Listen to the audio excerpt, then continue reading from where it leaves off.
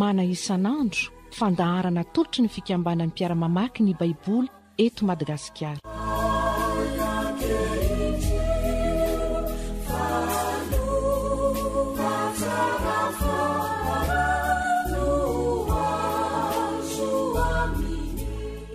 Dia faly mamangy antsika rehetra indray any tokatrano, any amin'ny birao, any amin'ny toerana maro isan-karazany izay mpanaraka ny mana isan'andro. Ho amintsika rehetra ny fitahin'Andriamanitra. Hiditra indray sika anio amin'ny Lioka 12:10, ny 7:70 ka hatramin'ny 7:50 farany. Io no iarahantsika rehetra mandinika, manasa anao sady arao anokatra ny baiboly eo amin'izany andalatsoratra masina izany. Ao aorian'ny vavaka dia iaraka handinika izany teny izany isika. Ry Andriamanitra tomponay eo, Andriamanitra tsara loatra ianao, sady mpanaony tsara. Ianao no tomponay, ianao no Andriamanitray. Ny zavatra rehetra iainanay ry Tompo dia tianay akinina eo anatrehanao. Ka na amin'izao fotoana izao aza dia manaiky izay fa ianao no tomponay, ianao no mpiandry tsara izay mitarika ny fiainanay. Tario izay Tompo hahalala, hahatakatra ny sitraponao. Amin'ny anaran'i Jesosy Kristy tomponay. Amen. Andehary isika iaraka amaky ny Lioka 12:20, ny 7:70 ka hatramin'ny 7:50. Amin'ny anaran'i Jesosy Kristy. Tonga hanimpiafo ety ambonin'ny tany aho, ka manao ahoana ny faniriako mba irehetan'izany sahady. Ary manana batisa anaovanahy batisa aho, ka manahoana ny fahoriako ambara-pahatanterany. Ataonareo va fa tonga hanome fihavanana ambonin'ny tany aho? Tsia, hoy izaho aminareo, fa fampisarahana. Fa hatramin'izao dia isy 5 hisaratsaina ao an-trano iray. Ny 3 anohitra ny 2, ary ny 2 anohitra ny 3.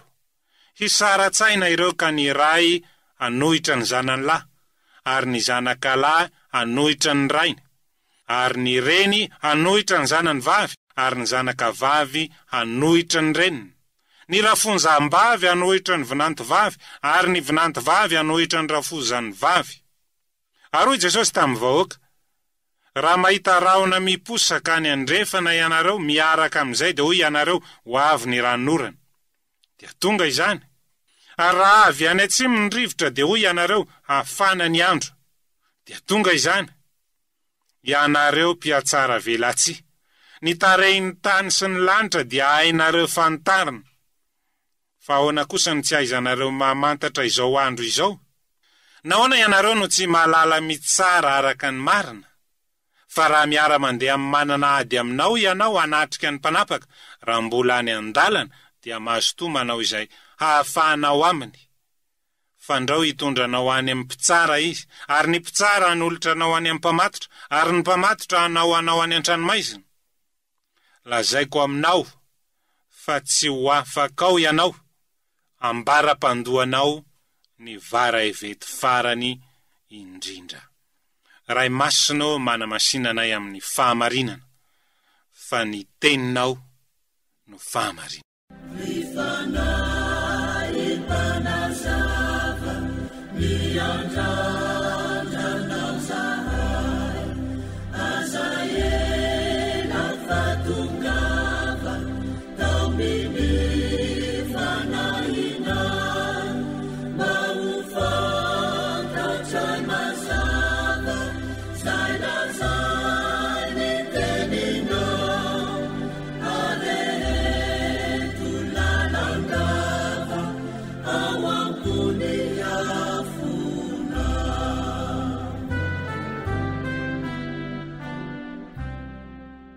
Tato anatin'ity Lioka 12:20 ity no efa nahitantsika teo aloha fa misy fampaherezana, misy fampianarana hatrany omeny Jesosy Kristy ireo olona manodidina azy. Ao anatin'izany mazava ho azy ny apôstôly 12 fa tsy ireo ihany, fa nisy olona maro be nanaraka an Jesosy Kristy. Ary ireo olona ireo dia nampianariny, nampahereziny ny amin'ny fiainana izay manaraka azy, ny amin'ny fiainam-panahy mitombo ao amin'Andriamanitra. Izay no ventiny ity Lioka 2:10 ity, ary dia mbola mitohy izany eto amin'ity 7:7 ity. Jereo nge ny 7:7 tonga hanipiafo ety ambonin'ny tany aho, tonga hanipiafo ety ambonin'ny tany aho. Mipetraka avy hatrany ny fanontaniana, inona loatra ny tiany Jesosy Kristy ambara amin'izany? Hanipiafo aho. Fantatsika fa ny afo manafana, ny afo manazava, manadio koa izy, mandoro. Rehefa tratra ny afo ny entana dia manapotika ao daholo izany hevitra izany. Fa mbola mipetraka ihany koa nefa ny fanontaniana mikasika ity hevi-dalina izay entiny Jesosy Kristy eto ity hoe tonga hanipiafo aho. Afo inona no atsipony? Afo ny fitsarana sa ny afo ny fanahy masina? Araka izay voalaza amin'ny asan'ny apôstôly 2:2, mipetraka ny fanontaniana. Fa ny zavatra azo antoka rehefa mandinika ny teny ianao dia tena manavesatra ny Jesosy Kristy ny firehetany io afo io. Jereo nge ny 7:7 tao ny tapany faharoa hoe manahoana ny faniriko mba hirehetany izany sahady. Zany hoe io afo io dia sarobidy amin'ny Jesosy Kristy loatra, ka ny faniriny mba hirehetany dia manavesatra ny fony. Tsy vitan'izay fa amafisiny ihany zany, manana batisa anaovana batisa aho, manahoana ny fahoriako ambara-pahataterany. Raha sary an-tsaina sady fa efa miomana tsy moramora Jesosy Kristy ho tonga any amin'ny toy ny tantara, dia ny fahafatesany eo ambonin'ny hazo fijaliana.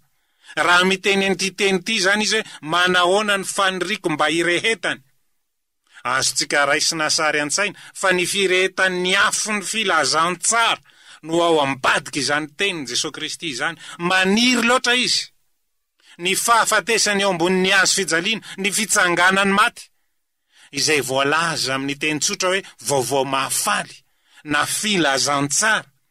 Io filazantsara io dia tiany Jesosy Kristy loatra hiparitaka, sahala amin'ny afo miparitaka ka mahazo ny ankohonana, ny tokantrano maro manerana izao tontolo izao. Ampirehitra afo any anatin'ny fon'ny olona, hiredareda ny afo ny filazantsara. Izany no ambaran'ny teny Jesosy Kristy, tonga hanipiafo aho. Afo, io afo izay matery an Jesosy Kristy io, ny fivelaran'ny filazantsara manerana izao tontolo izao. Filazantsara izay mitondra famonjena.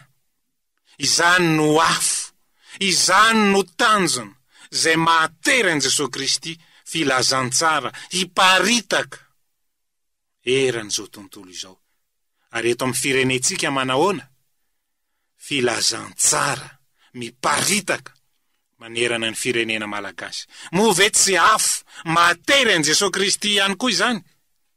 Ary andeha ho raisitsika hoe afo matery antsika kristianina, isika pino mpanaraka an Jesosy Kristy, matery anao tokoa ve?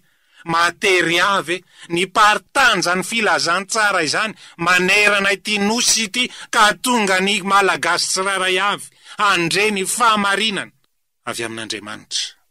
Miankina amiko izany, ary miankina amintsika tsiraray avy. Fa ny tiany Jesosy Kristy ary matery azy, endre ny faniriko izy, hirehetany izany afo izany. Eo amin'ny tapany faharoa koa nefa no mampieritreritra ary mampandiny tena. Jereo tsara nge manomboka amin'ny 1:15 ataonareo va fa tonga aho hanome fihavanana ambonin'ny tany? Tsy ahoy izao aminareo fa fampisarahana. Andray, ahoana indray ity? Ny afo ny filazantsara ve tsy tonga hiteraka fiavaozana, hiteraka fihavanana? Koa nahoana indray moa Jesosy Kristy no milaza hoe hiteraka fampisarahana? Ary tsy vita ny fampisarahana fotsiny hoe eo amin'ny fiarahamonina fa na dia hatrany amin'ny tokantrano aza. Ny 15 izy no manazava izany. Hatramin'izao dia isy 5 hisaratsaina ao an-trano iray. Ny 3 hanohitra ny 2 ary ny 2 hanohitra ny 3. Zany hoe misy fifandritana, misy fisarahana. Rehefa tena diniantsika tokoa ny tenin'Andriamanitra dia ahitana fa mampisaran-kevitra. Misy ny olona mandray ny tenin'Andriamanitra ary miaina, mankatoa ary mampiatra izany. Fa misy kosa ny olona vome miteraka hasiahana ary mahatonga azy hanenjika ny kristianina mihitsy azy ny fandrenesana ny filazantsara. Misy zany. Sahala amin'ity rahavehivavy anankiray izay nijoro vavolombelona. Nisy mpitory-teny ozy izy, mpitory-teny kristianina, nitory nanambara ny teny. Ireny mamangy tokantrano ireny. Halako io rangahy io izy, halako ny fitoriana nataony. Inona ny nataony? Nalaiko fanahy mihitsy izy. No rangitiko ny fitenenana. Nataoko mihitsy izay hanenjehana azy. Izany dia mampiseho fa ny fitoriana ny filazantsara tsy miteraka fifaliana foana ihany akory, fa misy mihitsy ny olona mankahala aza. Izany fitoriana ny filazantsara izany. Ity ramatoa izay nijoro vavolombelona ity no nilaza fa nandritra ny fotoana nankahalako an'izy io izy, dia tena nanao zay hanakorontanana ireny mpitory ny filazantsara ireny mihitsy, nanenjika azy ireny aho. Indray mandeha aho nefa nararo ny voalazan'ilay ramatoa. Tena nararo mafy aho. Ary teo nefa natsarovako ny teny izay nambaran'ilay mpitory filazantsara, niverina tamiko ny teniny. Ary teo nampatonga ny eritreritra hoe aiza no ahitako an'iny fa mila iny mpitory filazantsara iny aho. Izay ilay ramatoa vao tonga saina. Inona no ambaran'ny teny? Ny fitoriana ny filazantsara tsy mora. Mety miteraka fisarahan-tsaina na ao anatin'ny tokantrano iray aza. Misy ny manaiky ary misy ny manda. Izay ny fahamarinana izay mivohitra eto. Ary vokatra zany misy fandavana izany dia misara-tsaina na dia ao amin'ny tokantrano aza. Fa ny fahamarinana izay hitaitsika koa nefa, ny fo izay nandray ny filazantsara no avaozan'ny fanahy masina dia miteraka fiainam-baovao izany.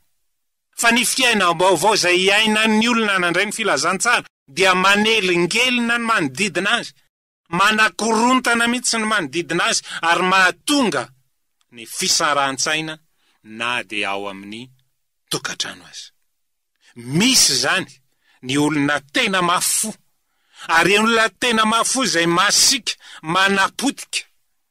Movetsy zany no nataon'ny Saoly raha tsaroantsika amin'ny asan'ny apôstôly toko 7 ny 1 raha voalaza ny teny hoe Saoly ny fofony ain'ny mpino. Zany hoe tena nanenjika, nanao akasiparana reny mpino mihitsy i Saoly. Inona no antony? Nankahala ny fitoriana ny filazantsara izy. Misy na izao vanim-potoana iainantsika izao aza ny olona izay mankahala ny filazantsara.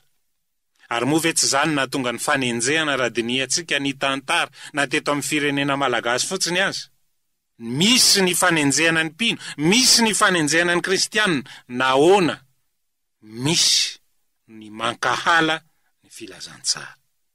Fa ny fahamarinana izay hita ihany koa nefa dia izao, tsy avelan'Andriamanitra na dia eo aza ireny mpanenjika ireny, tsy avelan'Andriamanitra ho very ny voan'ny filazantsara. Ny aina izay mitsiry amin'ny alalan'ny voa izay afafy dia maniry ary miteraka voa amin'ny tany tsara ho amin'ny olona izay mandray izany filazantsara izany. Ny tantaran'ny firenena malagasy dia ahitantsika izany, fa ny teo aza ny fanenjehana izay niantra, nisy ny martiora. Ireny fanenjehana, ireny rahalatsaka ireny dia vonafafy tamin'ny tany tsara. Tsaroantsika ny tantara izay milaza ny bokin'ny dorany nefa tsy levina. Izany dia manamafy fa na dia teo aza ny fanenjehana izay niantra, ny voan'ny filazantsara dia mamoatra any any ampon'ny olona tsiraray avy. Ary eto no hieritreretantsika ny tenin Jesosy Kristy.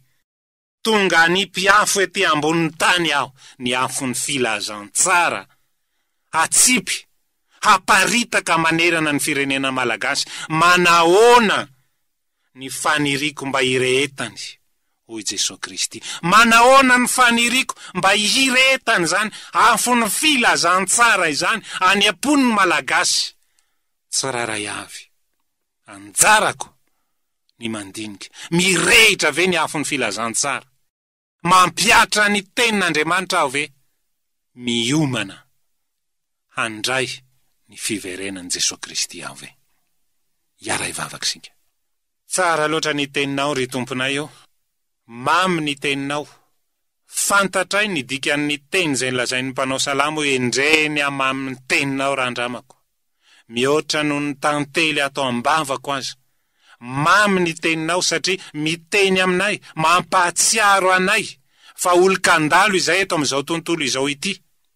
Ary ny afon'ny filazantsara dia mirehitra, hiparitaka manerana ny firenenay, ary indrindra atao amponay.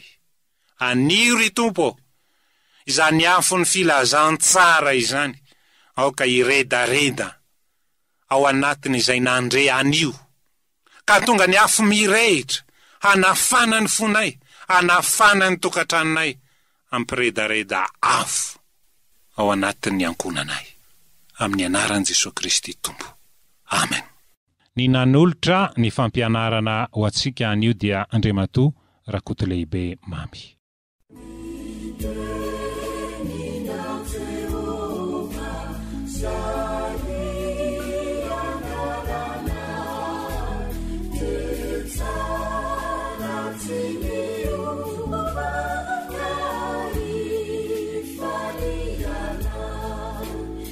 Mana isan'andro, fandinihana sy fandalinana ny soratra masina, atolotry ny fikambanan'ny mpiara-mamaky ny Baiboly. Raha nahalinanao zany, azo atao ny mividy CD izay hafarana amin'ny fikambanan'ny mpiara-mamaky ny Baiboly, Totobato, Ranavalona voalohany Antaninarenina. Raha mila fanampanazavana dia antsoy ny laharana tarby 24 809 92 na 032 72 147 27. Ho anareo any amin'ny faritra kosa, ny fandraisa na manatona ny mpiandraikitry ny fikambanana any amin'ny faritra misy anareo.